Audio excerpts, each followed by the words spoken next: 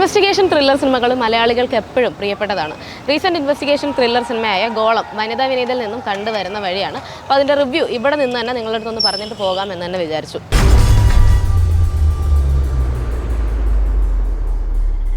മലയാളത്തിൽ ഇപ്പോൾ investigation thriller സിനിമകൾ ഒരുപാടുണ്ടെങ്കിൽ പോലും അതിൽ നിന്നെല്ലാം വളരെ ഡിഫറെൻ്റ് ആയിട്ടാണ് ഗോളം എന്ന സിനിമ ഇപ്പോൾ ഒരുക്കിയിരിക്കുന്നതും റിലീസ് ചെയ്തിരിക്കുന്നതും.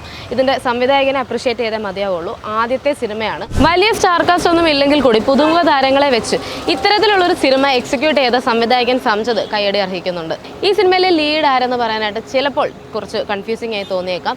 എങ്കിലും ഖൽബ് എന്ന സിനിമയിലൂടെ പ്രേക്ഷകർക്ക് സുപരിചിതനായ രഞ്ജിത്താണ് ഇതിലെ ലീഡായ പോലീസ് ക്യാരക്ടർ അവതരിപ്പിച്ചിട്ടുള്ളത്.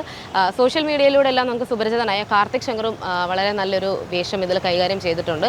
പുതുമുഖങ്ങളായ മറ്റ് ഒരുപാട് താരങ്ങൾ ഇതിലുണ്ട്. ഇതല്ലാതെ സീനിയർ ആക്ടേഴ്സ് ആയിട്ടുള്ള സിദ്ദിഖ്, അലൻസിയർ, സണ്ണി വെയിൻ, ദിലീഷ് പോത്തൻ എന്നിവരെല്ലാം വളരെ മനോഹരമായിട്ട് അവർക്ക് ഏൽപ്പിച്ചിരുന്ന ക്യാരക്ടർ എല്ലാ സിനിമകളിലും നമ്മൾ കാണുന്ന പോലെ തന്നെ വളരെ ഭംഗിയായിട്ട് അവരെല്ലാം എക്സിക്യൂട്ട് ചെയ്തിട്ടുണ്ട്.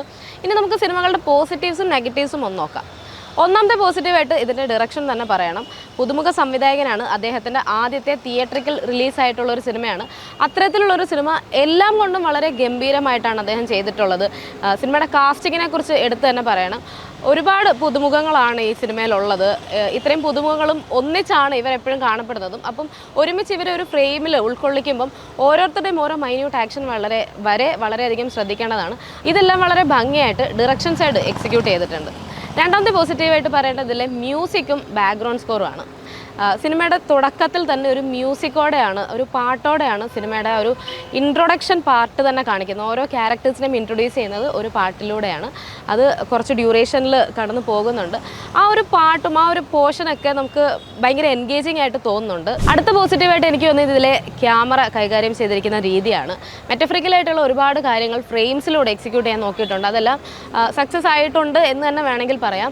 വളരെ ഭംഗിയായിട്ട് ഓരോ ഫ്രെയിമും നന്നായിട്ട് ചെയ്തിട്ടുണ്ട്. ഓരോ ആക്ടേഴ്സിൻ്റെയും നേരത്തെ ഞാൻ പറഞ്ഞ പോലെ ഓരോ മൈന്യൂട്ട് ആക്ഷൻസ് വരെ വളരെ ഭംഗിയായിട്ട് ഡയറക്ഷൻ സൈഡും ക്യാമറ സൈഡും ഈ കാര്യങ്ങൾ നന്നായി എക്സിക്യൂട്ട് ചെയ്തിട്ടുണ്ട്. നെഗറ്റീവിലേക്ക് പോയി കഴിഞ്ഞാൽ അധികം നെഗറ്റീവുകളൊന്നും എനിക്ക് ഈ സിനിമയിൽ അനുഭവപ്പെട്ടില്ല. സെക്കൻഡ് ഹാഫിലൊക്കെ ഭയങ്കര എൻഗേജിങ് ആയിരുന്നു. പക്ഷേ ആ ഭാഗത്ത് തോന്നിയ ചെറിയൊരു ലാഗ് അല്ലാതെ വേറെ നെഗറ്റീവുകളൊന്നും എനിക്ക് തോന്നിയില്ല. ഒരു ഫുള്ളി പാക്ഡ് ആയിട്ടുള്ള സ്ക്രീൻ പ്ലേ ഈ സിനിമയ്ക്ക് ഉണ്ടായിരുന്നു. പിന്നെ സിനിമയിൽ പറയുന്ന ചില കാര്യങ്ങളുണ്ട്. നിയമത്തിൻ്റെ മുന്നിൽ പലരും കുറ്റവാളികളായിരിക്കും, പക്ഷേ നമ്മുടെ മനസാക്ഷിയുടെ മുന്നിൽ ഇവർ കുറ്റവാളികളല്ല. അത് പലപ്പോഴും നമ്മുടെ ലൈഫിലായാലും ആപ്ലിക്കബിൾ ആയിട്ടുള്ള കാര്യമാണ്. അപ്പോൾ ഒരു സിനിമ ഒരുപാട് പേരെ പല രീതിയിൽ ഇൻഫ്ലുവൻസ് ചെയ്യുന്നുണ്ട്. അപ്പോൾ ഇത്തരത്തിലുള്ളൊരു സിനിമയിലൂടെ അത് വീണ്ടും പ്രേക്ഷകർക്ക് കാണാൻ പറ്റിയത് ഒരു വളരെ വലിയൊരു അച്ചീവ്മെൻ്റായിട്ട്, ഡയറക്ടറിൻ്റെ വലിയൊരു അച്ചീവ്മെൻ്റായിട്ട് തന്നെ എനിക്ക് തോന്നുന്നുണ്ട്.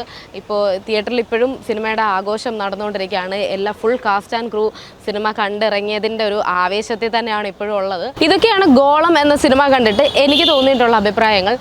ഒരു മസ്റ്റ് ആയിട്ടുള്ളൊരു തിയേറ്റർ വാച്ച് സിനിമ തന്നെയാണ്. തിയേറ്ററിന് വേണ്ടി ഒരുക്കിയിട്ടുള്ള ഒരു സിനിമയാണ്. അത് കാണുമ്പോൾ തന്നെ നമുക്ക് മനസ്സിലാകും. ഇതിലെ മ്യൂസിക് ആയിക്കോട്ടെ, പല ഫ്രെയിംസ് ആയിക്കോട്ടെ, എല്ലാം കൊണ്ടും ഒരു തിയേറ്റർ വാച്ചിന് വേണ്ടി ഒരുക്കിയിട്ടുള്ള സിനിമയാണ്.